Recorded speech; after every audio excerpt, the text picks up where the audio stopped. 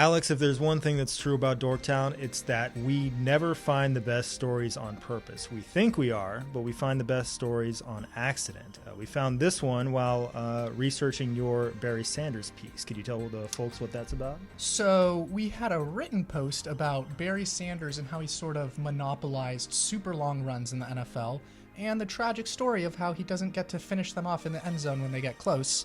And in telling that story, we came across a different story that reaffirmed just how beautiful a sport this is. And we had to call it emergency audible. We did. Out of 10, I would say, what would you rate the strangeness of this play out of 10? Out of 10? Yeah. An 11? 45.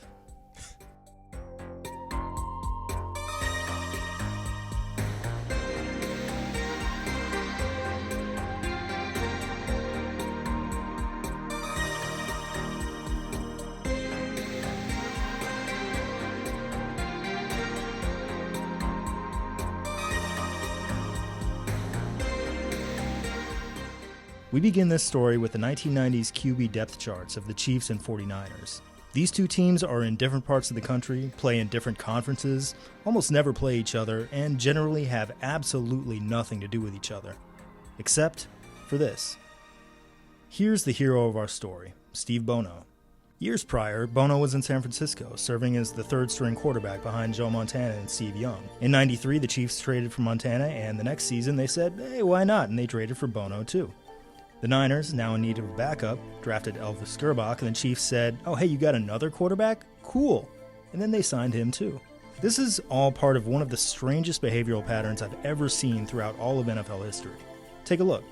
This is every game the Kansas City Chiefs have ever won, playoffs included. In red, we see all the games the Chiefs won with a quarterback they drafted. In white, we see every game they won with some other jerk they signed or traded for. For example, back in the 60s, we see all the wins quarterbacked by Len Dawson, who the Chiefs did not draft, in white. And of course, we see the wins of the nascent Patrick Mahomes era in red. As you can see, the Chiefs have won the vast majority of their games with quarterbacks they didn't draft. This is pretty weird to begin with, and mostly it underscores the Chiefs' general disinterest in drafting quarterbacks over the years. But what's far weirder is just how many of these wins came specifically from ex-49ers quarterbacks. As of the end of the 2018 season, the Chiefs had won 149 games with QBs who came from San Francisco. That's nearly a third of all Chiefs wins in the history of the franchise, and more than double the number of Chiefs games won by Chiefs-drafted quarterbacks. Why? Well, the presence of Paul Hackett explains a small fraction of it. Hackett was Montana's QB coach in San Fran, found himself in Kansas City a decade later, and was instrumental in bringing Montana to the Chiefs. I guess it's possible that his relationship with the Niners was also a minor factor in landing Bono and Gerbach, although it doesn't make a lot of sense to me since Montana was the only one he actually coached. And of course, he had absolutely nothing to do with the acquisitions of ex-Niner Steve DeBerg, who came before, and ex-Niner Alex Smith, who came far later. So within this 30-year window that began in 1987 and ended in 2017, 5 different ex-Niners quarterbacks combined to land 149 wins for the Chiefs. Within this same window, you know how many games the Chiefs won with quarterbacks they drafted? 0. In fact, in these 3 decades, only one Chiefs-drafted quarterback ever even got to start a Chiefs game in the first place. That was Brodie Croyle, but as we saw in a previous episode of Dorktown, Croyle didn't win a single one of the 10 games he started. Thanks to him, one of the most baffling trends in NFL history remained intact. But anyway, who is Steve Bono? And why is this video about him?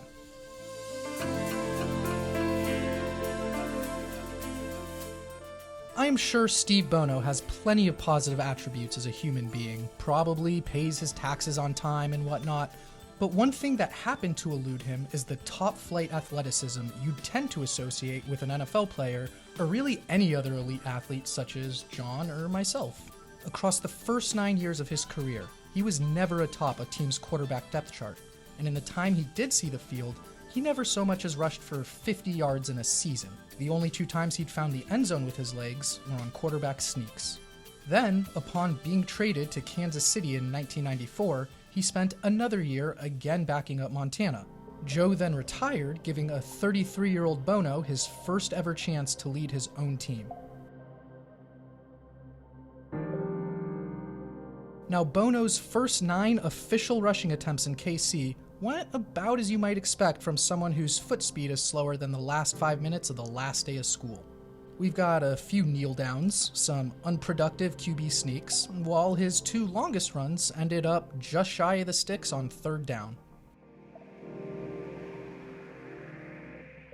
But then came his 10th rushing attempt as a Chief.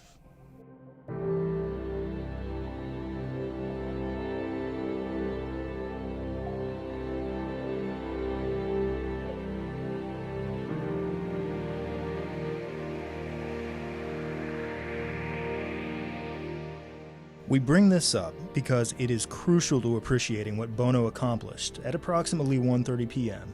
on October 1st, 1995. We'll watch it together because it is the very oddest touchdown run I have ever seen in my life. But first, let's see it through the numbers. Coming into this game, there had been only 11 quarterbacks in the 75-year history of the NFL that had ever produced a rushing attempt that gained at least 50 yards in a regular season game, with Greg Landry's 76-yarder for Detroit in 1970 leading the way. Then, Bono did this, becoming the 12th quarterback ever to traverse half a football field on a single carry, with plenty of real estate to spare as he tied Landry on his scintillating 76-yard jaunt to pay dirt. But Landry, on what was actually a quarterback sneak, was eventually caught and dragged down by Packers DB Al Matthews. The longest touchdown run by a quarterback was when Billy Wade scored from 66 yards out in 1960. Until Bono, that was the only time a quarterback had ever scored from even 60 yards away. In fact, throughout the 20 years leading up to this game, this Randall Cunningham touchdown was the only such score of even 50-plus yards. Look at these names. It's like a who's who of some of the most mobile quarterbacks of all time. Cunningham, Steve McNair, Cam Newton, RG3, Kaepernick. The only other guy here who's not an absolute god-tier running quarterback is Marcus Mariota. And even then, he's still one of the faster quarterbacks in the game. And then there's Steve. So while Steve was able to gain 76 yards on a single carry, across the rest of his 15-year career, he amassed just 181 yards on the ground. Here are each of the 294 quarterbacks who have ever rushed for at least 200 yards in their career. For this discussion, we're only looking at pure quarterbacks, excluding guys that spent a chunk of their career at another offensive position like Cordell Stewart and Terrell Pryor. On average, of the 293 QBs not named Steve Bono, their career longest run accounts for about 5.43% of their career total. But all the way at the very top, we see our pal Bono at 29.6%. Only one quarterback in the century-long history of the NFL has had his longest run account for even half as large a percentage of his total career output as Bono's, though I'm not even going to attempt a pronunciation of his last name. But that was all the way back in the 40s, meaning no QB in the last 70 years has had an outlier even half as egregious. It was one of 7 career rushing touchdowns for Bono.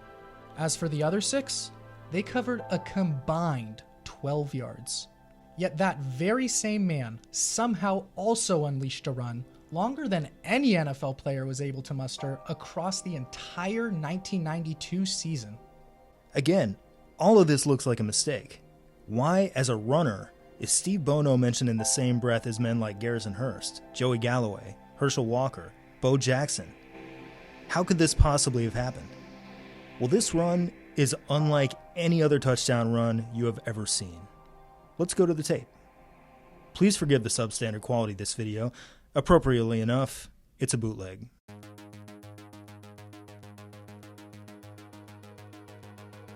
Chiefs at Cardinals. At the start of the second quarter, it's a scoreless game.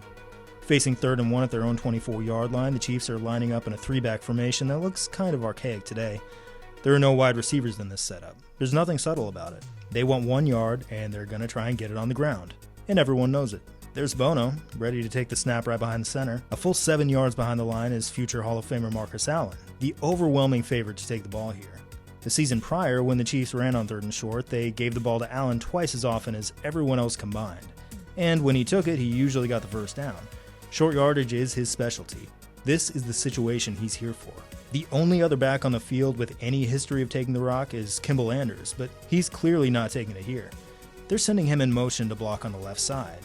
Fullback Tony Richardson could legally take it, but as of this moment, Marcus Allen has 2,531 career carries. Tony Richardson has 1. The big fella, who will go on to become one of the best blocking fullbacks of all time, is far better spent clearing the lane for Allen. So, everyone in the building sees what they expect to see, as Bono appears to give the ball to Allen. There's no reason to think this is a fake. Fake handoffs happen all the time in the form of play action, but they're only used to draw back and throw. There's literally nobody for Bono to throw to. Everyone's tied up. And for that reason, at this instant, Bono's touchdown is guaranteed. Yes, he's 7 yards deep in the backfield. Yes, he's the slowest man alive. And yes, at this particular moment, he's running backwards. Doesn't matter. Every Cardinal on the field has taken the bait. They've all been absorbed into this big old football custard. Nothing is escaping this entanglement of limbs. The Cardinals still don't know Bono has the ball, but even if they did, they're too physically locked up to do anything about it. At frame number 36, the Arizona Cardinals have disappeared from the screen entirely, and they'll never be seen again. They're trapped forever in this hideous mosaic, frozen in time, leaving Bono and his friend, Joe Valerio, to bumble into the future. This is no longer a play. It's a parade.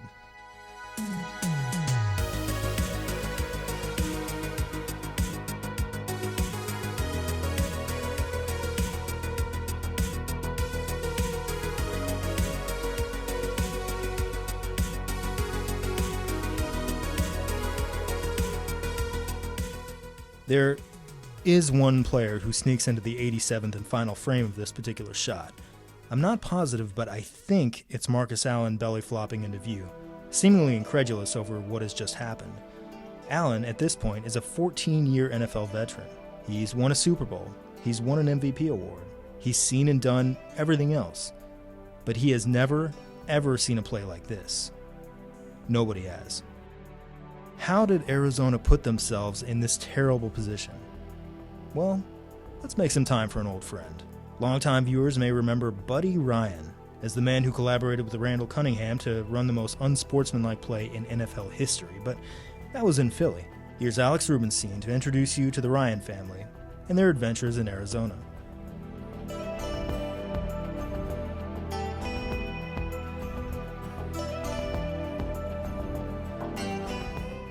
The head coach of these Cardinals was Buddy Ryan, renowned for a couple reasons.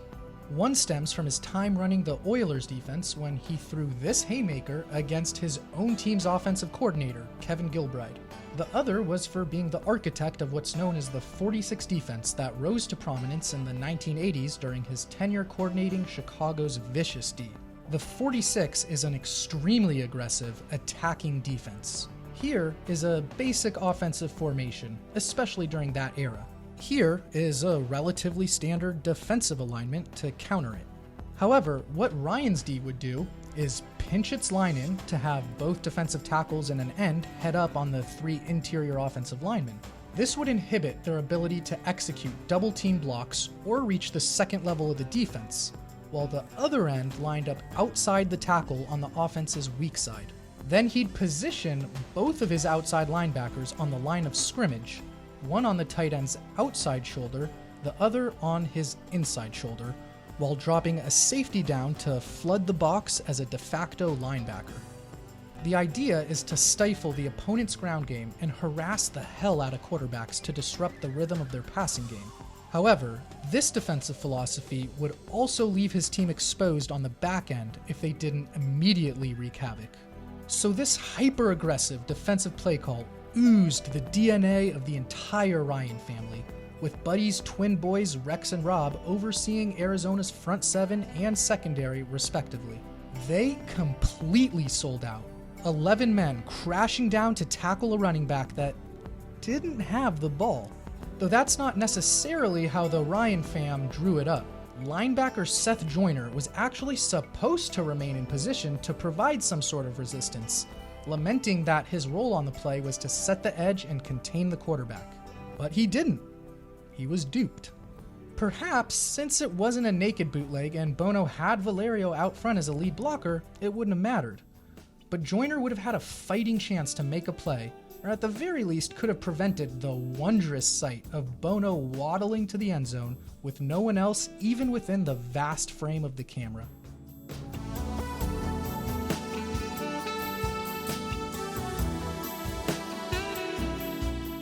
Or perhaps the damage would have been limited if the Cards possessed the overwhelming defensive talent that Buddy enjoyed in Chicago. But there weren't exactly any Mike Singletaries or Richard Dents running around that field. Not coincidentally, that would be the final season as a football coach for the Ryan family patriarch. As passing games started becoming more and more sophisticated, with teams frequently spreading the field and utilizing 3 and 4 wide sets, the tenets of the 46 just couldn't remain a viable way to attack offenses. Buddy Ryan's go-for-broke blitz was what made this nature hike possible. And with the 46 defense all but extinct, we may never see anything like it again. We certainly haven't seen anything remotely like it in the decades since. Not in the NFL. Since the day of Bono's run, there have been 110 more NFL touchdown runs that went 76 yards or further. I looked them all up because I wanted to know, at what point of the run does the last defender disappear from view when you watch it on TV? I found my answer and I graphed them all like this. For example, these bars represent runs in which a defender was on screen with them until they crossed the goal line. And these couple of bars represent runs in which the last defender disappeared from view by the time the runner got to the 12-yard line. There was only one we couldn't find on video, this 82-yard Derrick Alexander run from 1999. According to newspaper reports, it was a highly contested run in which 5 defenders got their paws on him, and I think it's safe to assume that an opposing player was within the frame when he crossed the goal line. The 109 others I did watch, and I can tell you this, the overwhelming majority of the time, there's a defender there at the very end. This is true of even the fastest runners. When Chris Johnson, one of the fastest players in the history of the NFL, ripped off this 85-yarder in 2009, he didn't let off the gas for even a second. Didn't matter. They had guys back there, and defensive backs are a lot faster now. Sometimes, granted, the runner gets some help from the camera operator, like Dominique Rhodes in 2001. He has pursuers, but the camera swings right and tightens in, and we have no choice but to acknowledge that he had the TV all by himself by the time he got to the 16-yard line. In recent times, no one has blown away the defense as dramatically as Trey Mason did in 2014. And only then because things went very wrong for the Raiders really early. Mason's fullback was permitted to plod upfield completely untouched and throw a crucial block to spring him. By the time he was 20 yards from the end zone, the defense had completely gone off the air. In the 24 years since Bono, the runner to get the most airtime to himself was 2006 Warrick Dunn by a huge margin. Why? Well, because Fox switched to the end zone camera once he got to the opponent's 35. Obviously, that's cheating. But even with Dunn's blistering speed, and the Giants' awful tackling, and the ridiculously friendly Fox cinematography, he still didn't get the TV all to himself until he was far past midfield. After watching all these runs, I can tell you this, not a single one is even in the same universe as the Steve Bono run, who got his own TV show at his own 25-yard line. If you don't like this piece of camera work, by all means, let's look at another. The end zone camera is all his once he's at his own 18. The slowest man imaginable, lined up for a traditional play at scrimmage, kept the ball, and left an entire NFL defensive unit completely in the dust to a degree we'd never seen before, and have never seen since. The closest I've seen any other QB bootleg, or really any running play period, dupe a defense that badly with no one in frame was back in Alex Smith's second season on a rainy Thursday night in the great Pacific Northwest. On a 3rd and long, no one on the planet was expecting Smith to keep the ball. Everyone was so fooled that Smith started nonchalantly holding the ball out for the world to see before he even crossed the line of scrimmage, so as to not risk the officials blowing the play dead. And yet, Smith is approximately 5,700 times more athletic than Bono. His TD only covered 18 yards, and it at least had Seattle linebacker Lofa Tatupu enter the picture at the very end. Again, Bono's was 76 yards, executed by a man who ran like a tranquilized turtle wearing ankle weights, and still no defender ever even entered his zip code. It's even more striking when we see it in its original 4-3 perspective. There's more emptiness. Everything's bleached out by the desert sun. You can't even really see the grid lines. There's no other team. There's no conflict. Instead, there are two friends going for a jog. It doesn't even look like football. And football might never look like that again.